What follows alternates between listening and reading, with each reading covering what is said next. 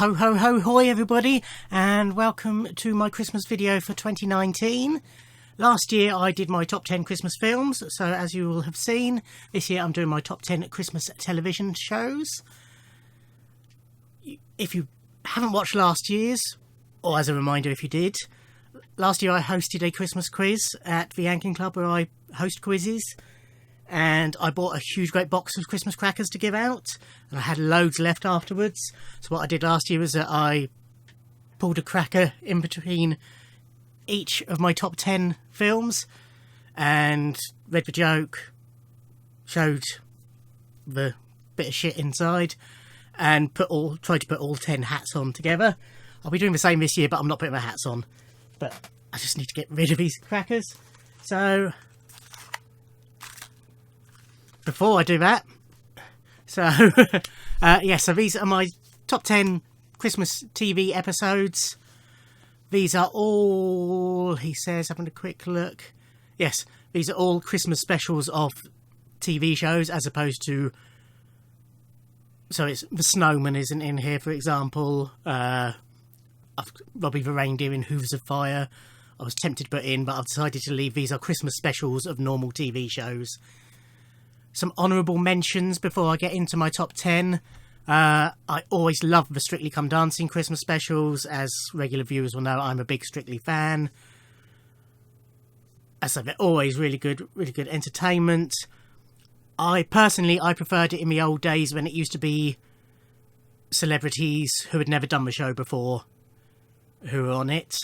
You know, people who didn't have time to commit to the full series would come on and do the Christmas special. People like Rufus Hound, John Barrowman spring to mind. A couple of those then went on to do the regular series, I believe. Nowadays it is returning celebrities from past series who come and do it, which is great, and it's nice to see them again. But personally, I preferred the old format. Classic comedy, Morecambe and Wise, Two Ronnies. Christmas specials were always excellent, but I couldn't narrow them down to just one episode. Morecambe and Wise, it's probably the one with Andre Previn and Singing in the Rain and all that. But, you know, I couldn't really narrow them down. They're all great. And the same with Two Ronnies. And then, of the panel shows, occasionally they do Christmas specials, but the one that always does a Christmas special and is always excellent is QI. Heartily recommend all their Christmas specials. But that's the honourable mentions. Let's get on to the top 10. So, cracker pulled. Oh, I love that smell. We have a green hat. We have no toy. That's a good start.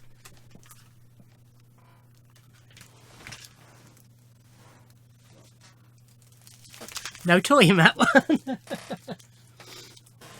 But the joke is, what do you call a three-legged donkey? A wonky donkey. That's not strictly the joke. The joke is actually what do you call a three-legged donkey? A wonky. Okay, so number 10. And at number 10 we have Knowing Me, Knowing Yule with Alan Partridge. So Steve Coogan created Alan Partridge. He first appeared as sports reporter in On the Hour, as written by Stuart Lee and Richard Herring. Character was developed by Steve Coogan with Patrick Marber, Amanda Annucci. Chris Morris also had a bit of a hand in it and became Alan Partridge as we know and love him. So on the radio he started off in On the Hour as this sports reporter who was also then transferred to the day-to-day TV version. He then was given his spin-off radio series Knowing Me, Knowing You with Alan Partridge, which was a Wogan-esque chat show. That was then transferred to TV for an excellent series, and at the end of that series was the Christmas special, which is Knowing Me, Knowing Yule. So for the synopsis, I won't go into too much detail, but basically Alan's hosting a Christmas special in his house. He's got Glenn Ponder and his special friend there as the band. And his guests are Tony Hare. Mine's gone blank. Tony Hayers, that's it. Who was controller of the BBC. And basically throughout the show, he's sort of pestering him to let him know whether he's got a second series. Tony brings on Mary, who's a bell ringer, who's very religious. Then there's Fanny Thomas, who is a foul-mouthed cook, played by the wonderful Kevin Eldon, who is very quick-witted and full of innuendo, and eventually winds Alan up to breaking point. And then we also have the Herons, who are a couple. I have got synopsis on the screens to remind them, because most of these, it's a long time since I've seen them. The Herons are a couple who Gordon Heron was struck by lightning and was paralysed from the waist down. But then also, for the first time, we sort of see aspects of Alan's life as they do VTs of him out shopping, and we start to see the Alan that would go into I'm Alan Partridge. And then he's arranged a sponsorship deal on the quiet with his local rover dealer, and eventually Tony Hayes realises what's going on and they have to sort of change everything so that it doesn't look like they have got this sponsorship deal. At the end of it, basically everything goes tits up. Alan ends up punching Tony Hayes, and the show ends with him realising that he's never going to work in television again. But yeah, excellent show, very funny. Number 10, Knowing Me, Knowing You, with Alan Partridge.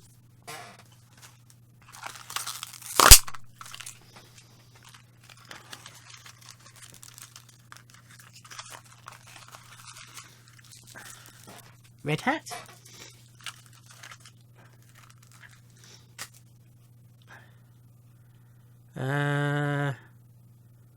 Little plastic dog. Is it going to focus?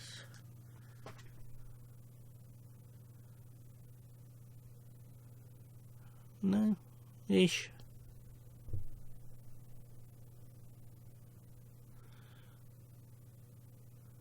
Well, you can see what it is anyway.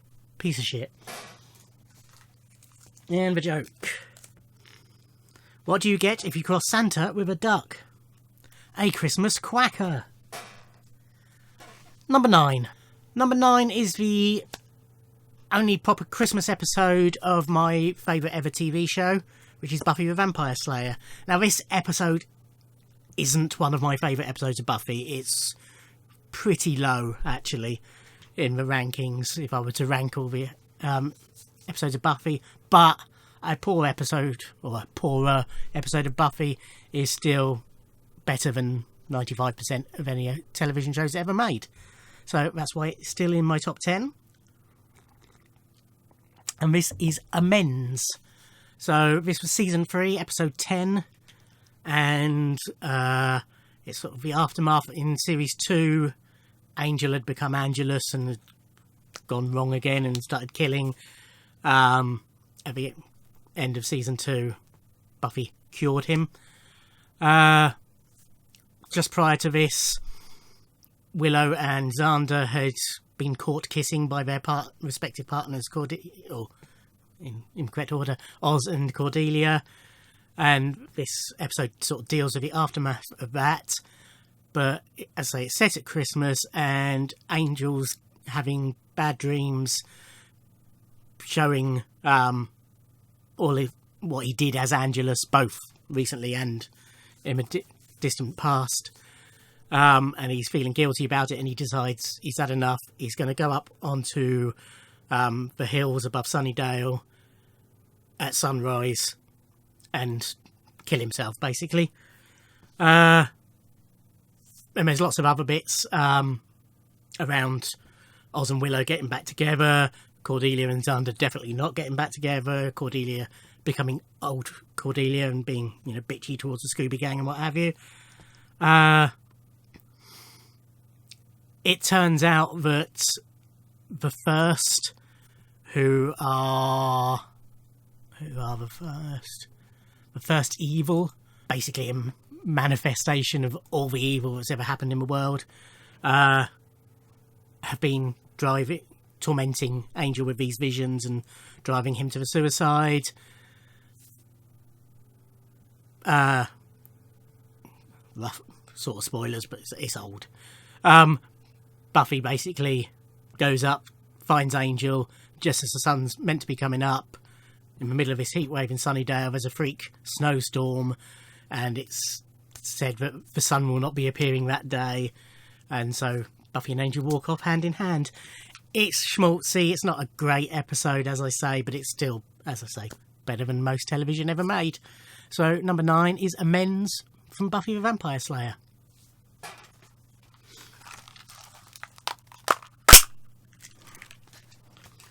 They may be cheap, but they give good bang. Now, last year, I know the mic I was using, I think I was using the lapel mic at the time, was sounding out every time the bang went, so I don't know if you'll be able to hear them this year. What's that first one?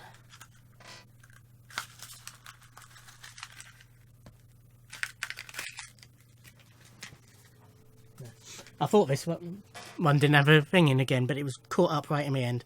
I've still got one of these floating around from last year. It's one of these very convincing nail through the finger gags. We have another green hat. What's green, covered in tinsel, and goes ribbit ribbit? Mistletoed. Number 8. Number 8 is another Christmas special of a TV series that was just wonderful. Well, as all these are, but this isn't a comedy show, it's a drama with comedy elements, and that's Moonlighting's Christmas special. It was the episode before Christmas. Moonlighting show I absolutely adored, probably the best show of the 80s. What I love about this Christmas episode is the way they make it, the whole thing so Christmassy, and it sort of sneaks up on you that it's a Christmas episode if you ignore the title. So a man named Joseph is killed. He's in witness protection and he's killed by criminals who he's testified against. So his wife Mary leaves her baby with Agnes DePesto, this secretary receptionist at the Blue Moon Detective Agency. Sorry,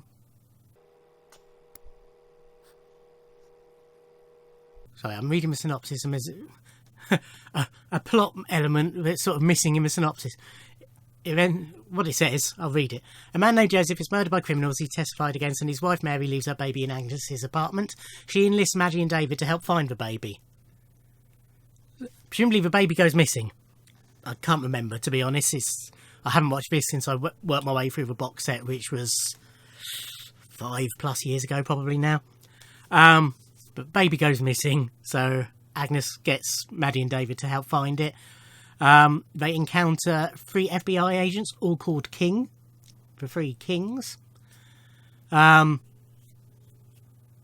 baby's mother turns up at Blue Moon, but Agnes and the baby aren't there, and they find them at Maddie's house and they're being held up by gunpoint, and everything works out happily anyway. And then the episode, you sort of, it's running down. You start to think, well, there should be about another 5 minutes of this yet. And then the Sybil and Bruce start sort of saying Merry Christmas to each other, and then they break the fourth wall and they start saying, which they often do in the show, and they start, saying Merry Christmas to the audience, and then it opens out and all the cast and crew of Moonlighting are there, and they all sing a Christmas carol. So it is a really Christmassy feel. Again, it's a bit schmaltzy. It's not one of the finest episodes of Moonlighting, but it is just gives such a good Christmassy feel. But that puts it in my top 10 at number 8. On to number 7.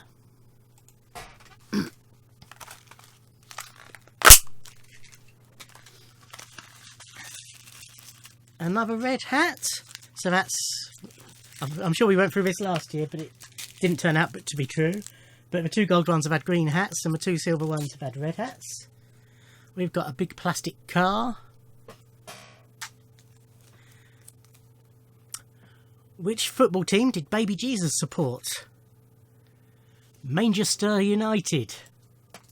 Very poor. Number 7.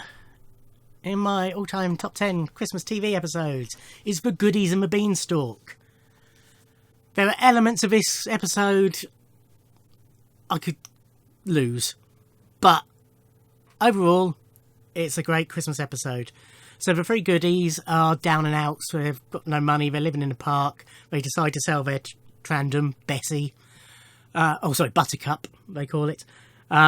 Bill takes it to market. All he gets is a tin of baked beans. There's a brilliant moment when he brings it back and they open the tin of baked beans there's a tree with a little tin opener attached to it.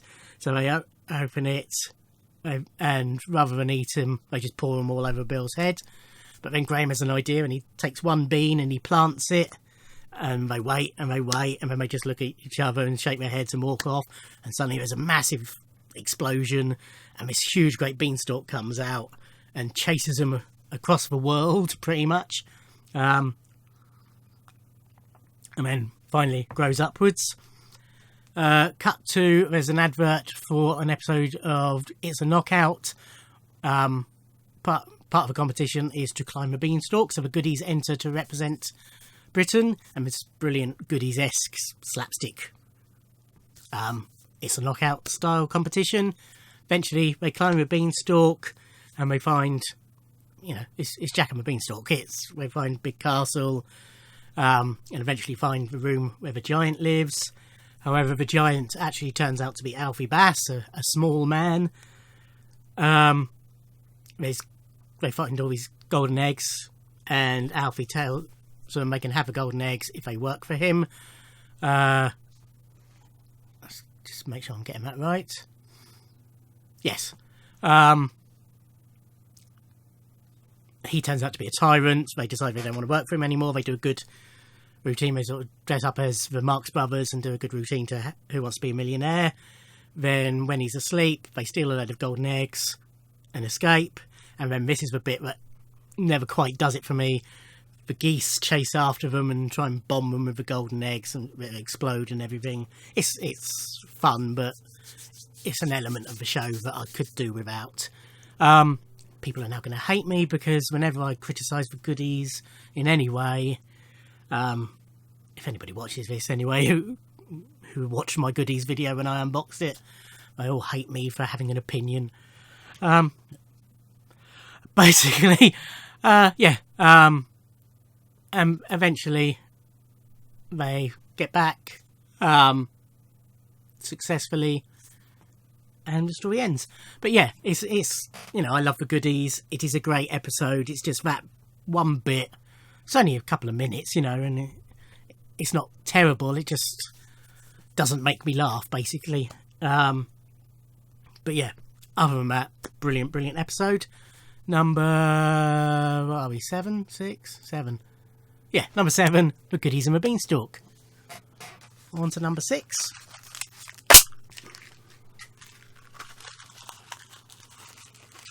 Yeah, gold cracker, green hat.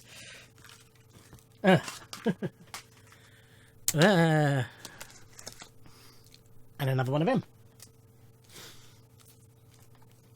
What do you get if you cross a bell with a skunk?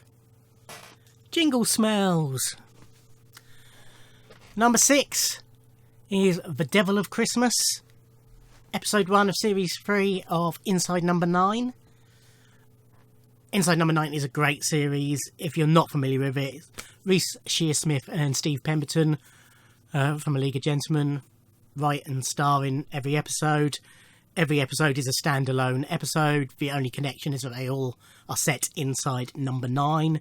So it's either house number 9, hotel room number 9, sleeping car number 9 on a train. Whatever it is number 9. This episode is done in a particular style. It is a homage to 70s horror, portmanteau horror film and TV shows. So to do it, they filmed it specifically with the original equipment that would have been used in the 70s. So it's set in Austrian ski lodge. A family played by Steve Pemberton, Jessica Raine, Rula Lenska as her mother, no, his mother, and their young son, I can't remember who plays him, go to this lodge where there is a caretaker played by Reece Shearsmith, and Reece tells them the story of the Krampus, who is a it is an actual myth from that part of the world. It's basically an evil Santa Claus. Let's have a quick look what the Krampus myth is,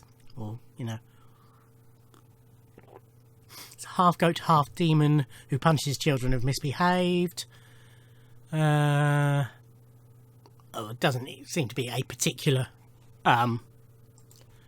what he does to these children, but basically he punishes children and misbehaves. Anyway, it's around this point that we learn that what we're actually watching is, we think, a director's commentary.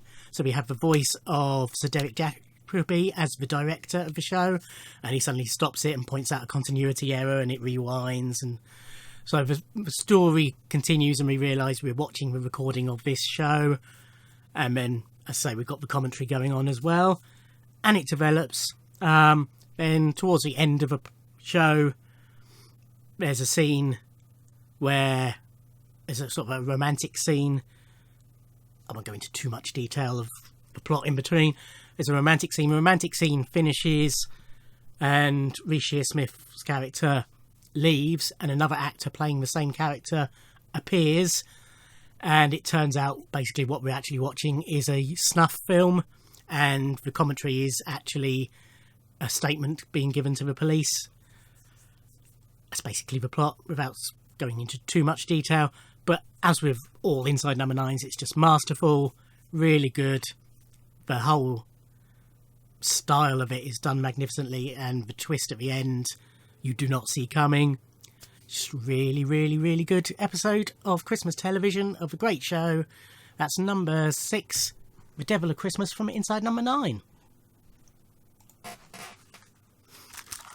Number 5. That's a tougher one.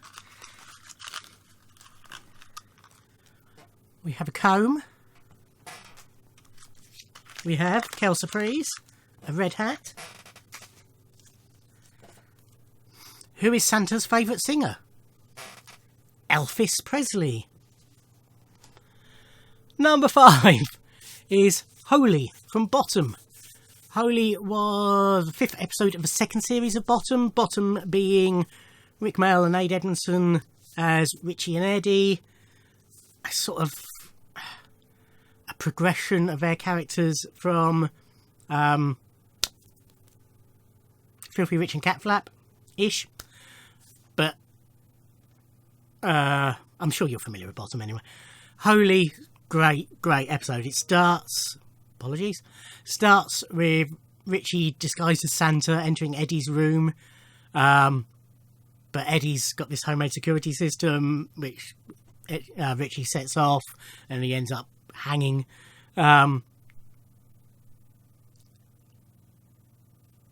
Richie cuts him down eventually.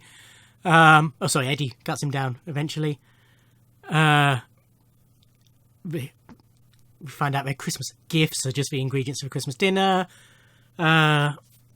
Christmas dinner is prepared. It all goes horribly wrong. Rather than have brandy butter, they have vodka margarine. Richie at one point chops his fingers off, which he staples back on. Dave Hedgehog and Spud Gun arrive for Christmas dinner. They have it when the doorbell... they play charades, and that all goes belly up. Doorbell rings, Mrs. Baby left there.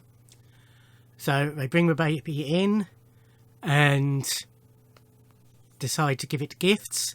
So it gets Terry's All Gold, a Frankenstein mask, and a bottle of an aftershave named Grrr. So that's All Gold, Frankenstein and Grrr. The three are all wearing their paper crowns from the crackers. And Richie is a virgin who's wearing a blue towel like a veil at the time. So they decide that this is the second... Well, Richie decides that this is the second coming and the baby's the Messiah. So So, but then the baby's mother turns up. It's actually Spudgun? No, it's their landlord's grandson. And it all goes up. But then Eddie and Richie get all excited because the mother's going to breastfeed the children. End. Yeah, just brilliant episode. Typical, slapstick violence, clever wordplay. Just brilliant. Holy from bottom. Number 4. Goldcracker. Green Hat. We have... Oh, where's the joke gone? Joke fell out and I can't see it. Oh, there it is. I think. Yes. Phew. What does Father Christmas do when his elves misbehave? He gives them the sack.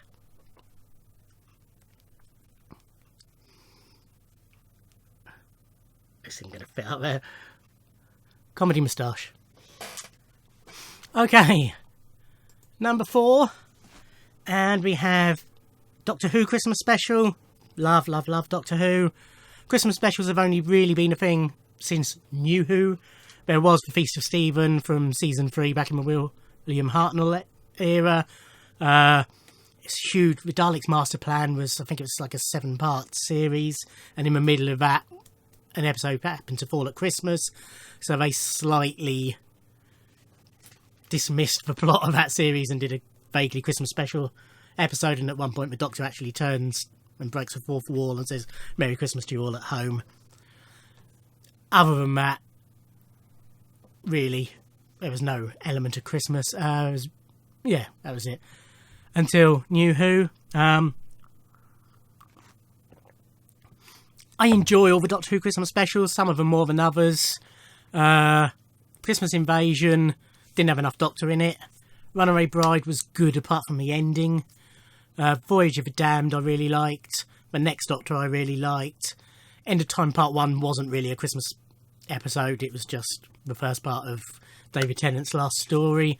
They tried to Christmassify it, but it wasn't really a Christmas episode. Christmas Carol was good, but a bit schmaltzy. Doctor the Widow and the Wardrobe I liked. The one I'm going to pick followed. So some of you will be, Time of the Doctor had good bits. It was emotional, as all regeneration stories are. But some of it was a bit schmaltzy. Last Christmas, it was good up until the end bit where it was obvious that originally Clara was going to be leaving, but then Jenna decided to stay. So you could tell where it was rewritten and it didn't quite work because of that. Husbands of the River Song was a decent enough ending to that storyline. It wasn't great. Return of Dr. Mysterio, I didn't love first time, but I rewatched it a few weeks ago. And it was better than I thought, but it wasn't enough Doctor in it. Twice Upon a Time I enjoyed. I haven't rewatched it yet. The portrayal of the first Doctor wasn't really true to the original William Hartnell portrayal, so that was a bit of a problem, but otherwise I liked it. So that leaves for one I'm actually choosing, which was from 2012, middle of Series 7, and that's The Snowmen. I really liked this one. Matt Smith, he's just lost Amy and Rory, so he's gone back to Victoria and London and working with a Paternoster gang, Madame Vastra, Jenny and Stax. It's Christmas time.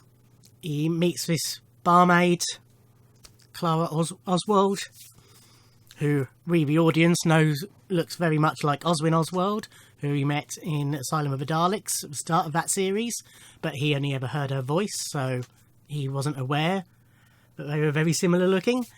And at this point he didn't know her name either. Snowmen are suddenly appearing. Clara's intrigued. She sort of pesters she realises the Doctor sort of knows something. He's not your normal Doctor, so she sort of follows him and gets involved with him. Turns out to be the Great Intelligence. Great Intelligence. who are doing this. Doctor defeats them. Clara dies. He then realises, as her dying words are, "Run, you clever boy, and remember," which were the last words of Oswin Oswald. And then he sees her full name on a gravestone, Clara Oswin Oswald. He realises this is basically a reincarnation, or a different version of the same person. Obviously, time-wise, this is before Asylum. And, in linear time. No, as in, you know what I mean. And so he realises that this Clara, who he's smitten with and wants to be his new companion, then it's a good chance that there is another one out there, and he goes on the hunt for her. What I love about this, the storyline's great.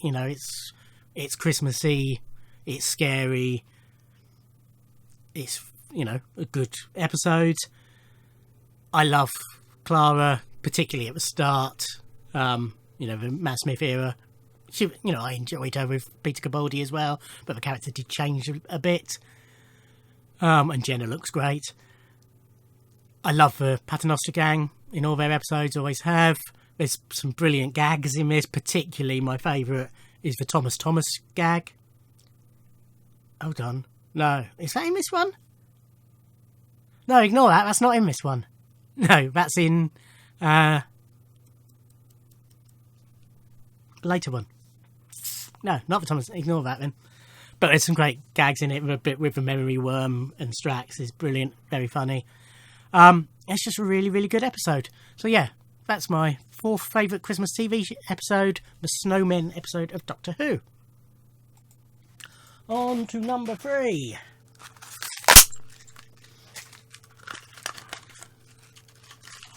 Is someone to come out, whatever it is.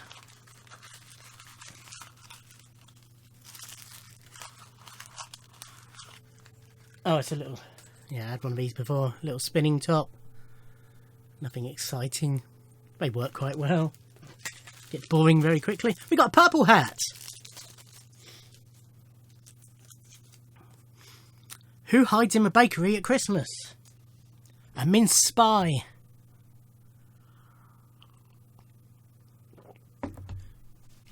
Number 3, my third favourite Christmas TV episode of all time is A Christmassy Ted from Father Ted.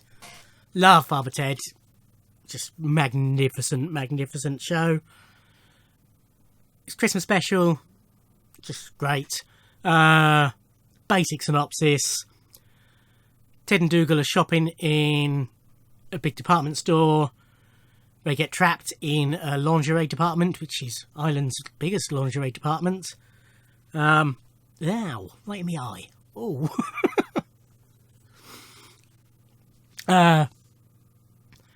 And there's some other priests there who are also being trapped. Eventually, Ted manages to lead them out without being spotted. And he gets awarded the Golden Cleric Award for his bravery and for doing so. So there's this big ceremony at Craggy Island parochial house, or outside it. Loads of priests come to visit, including one Todd Unctious. And there's a brilliant scene where Mrs. Doyle decides she's going to guess his name.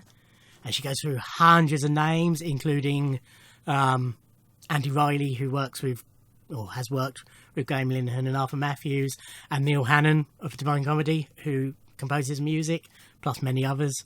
And eventually she guesses the right name. But yeah, Ted decides he's going to use his speech to, really stick the knife in everybody who's wronged him, which he does. Todd Unctious is actually there because he wants to steal the award.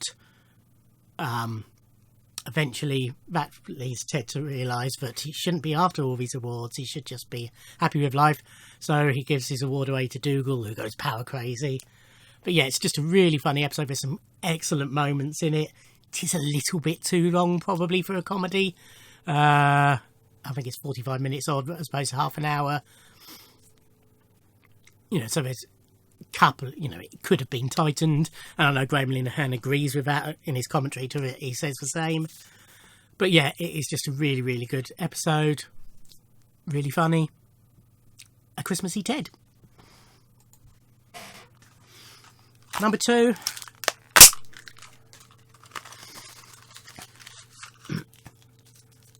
orange.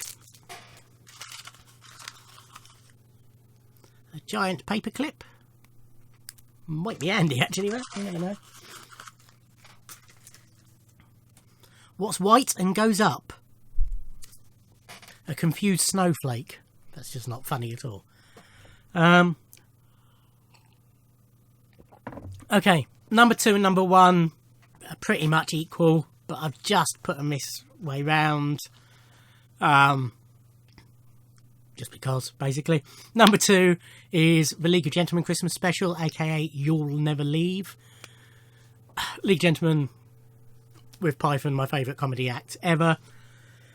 And Christmas Special's done in a sort of portmanteau of 3 stories, linked by Reverend Bernice, who it's Christmas Eve. She's hoping for a quiet Christmas. She has 3 visitors. She hates Christmas. First visitor is Charlie, who has a recurring nightmare, and he tells her about it, much to her chagrin. Basically, him and Stella have taken up line dancing, and they dance with other people, and he thinks that Stella's joined a coven-y type thing to stop him winning, and so he infiltrates it, and it's sort of a pastiche of Eyes Wide Shut. But yeah, that's a really good first part. Second part is a tramp comes in who recounts the story of how he went to Germany as a schoolboy and stayed with Hare Lip. And basically Hare Lip and his wife turn out to be vampires. And then part 3 is Dr. Chinnery, who comes in and explains why he's cursed with killing all these animals. And it's because his great-great-grandfather bought... He was, in Victorian times, he was tricked into touching the monkey's testicles, which cursed all the succeeding vets in the family. And it's told like a ripping yarny type tale. Really good. And then we discover at the end that the reason Bernice hates Christmas is that her mother was dragged off by Papa Lazarou at Christmas time, and at the very end of it, Papa Lazarou turns up for Bernice.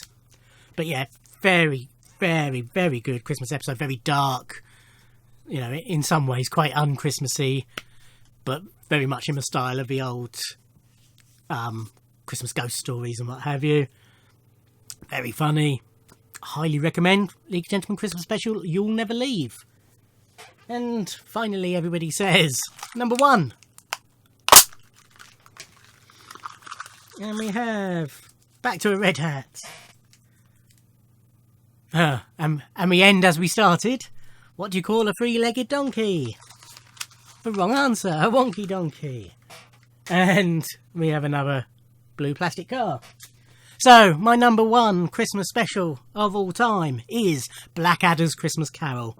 Love, love, love Blackadder's Christmas Carol. It's just a wonderful piece of work. So it's Christmas Carol, but in reverse, basically. Ebenezer Blackadder runs a shop. He's just the nicest man in the world. And as such, he gets put upon.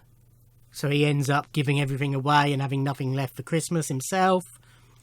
The Ghost of Christmas Present, played by Robbie Coltrane, turns up just to thank him for being such a nice guy. And in doing so, shows him what his predecessors were like and, you know, how good it was that he didn't turn out like them.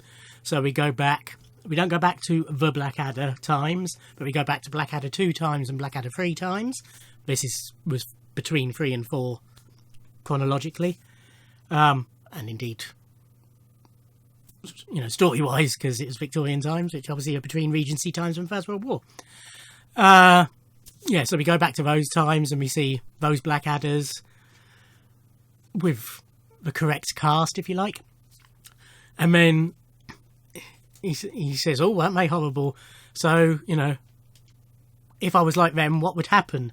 So they go to the future, which is sort of set in, you know, proper sci-fi future-y times. And we see that Blackadder of that time is a ruler with servants, you know, and living a really great life, basically. And so Christmas Carol Blackadder says, well, what would happen if I carry on like I am? And it's exactly the same, but Baldric's in charge and Blackadder's his servant. And so Blackadder comes to realise that actually bad guys have all the fun. So he wakes up and decides to be an evil bastard. And so all these people turn up. There's the orphanage that he gives to, with these huge, great fat kids who come in and sing a song that stays with me forever, which is God bless Mr. B at Christmas time and baby Jesus too. If we were little pigs we'd sing piggy wiggy wiggy woo. Oh piggy wiggy wiggy wiggy wiggy wiggy wiggy wiggy wiggy woo. Oh piggy wiggy wiggy woo. Piggy wiggy woo. Oh piggy wiggy wiggy woo. And he slams the door in their face, and his niece turns up, played by the lovely Nicola Bryant, who played Perry in Doctor Who.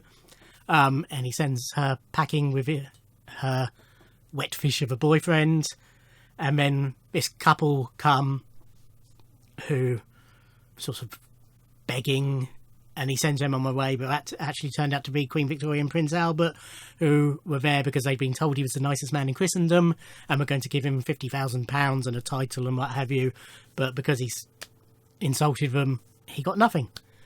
But yeah, it's just a brilliant episode, really funny, can't fault it from start to finish. Blackadder's Christmas Carol.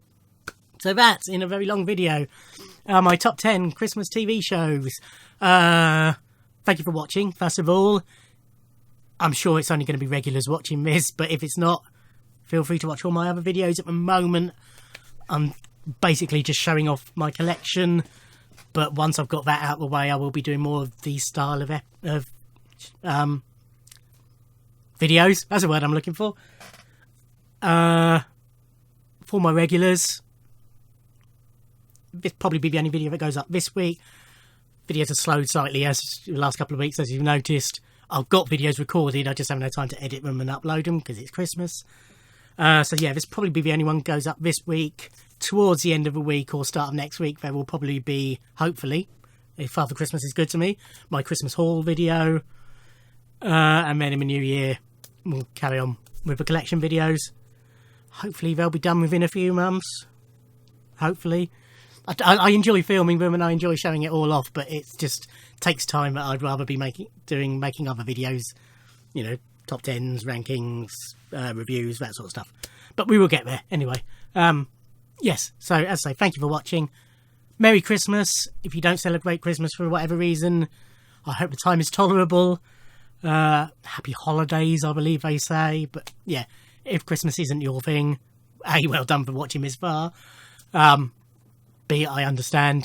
You know, I'm not a huge Christmas person myself. I like the day. There are elements of it. I like some Christmas telly.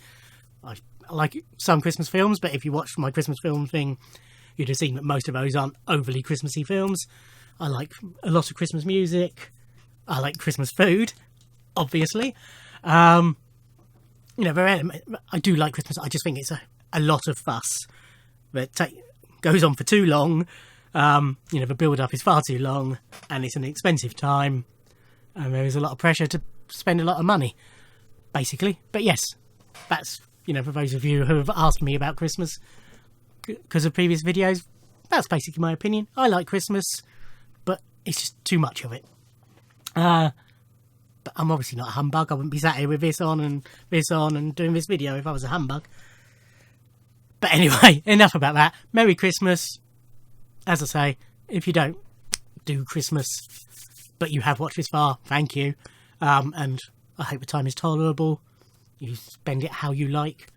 Thank you for watching. I'll see you on another video. Bye.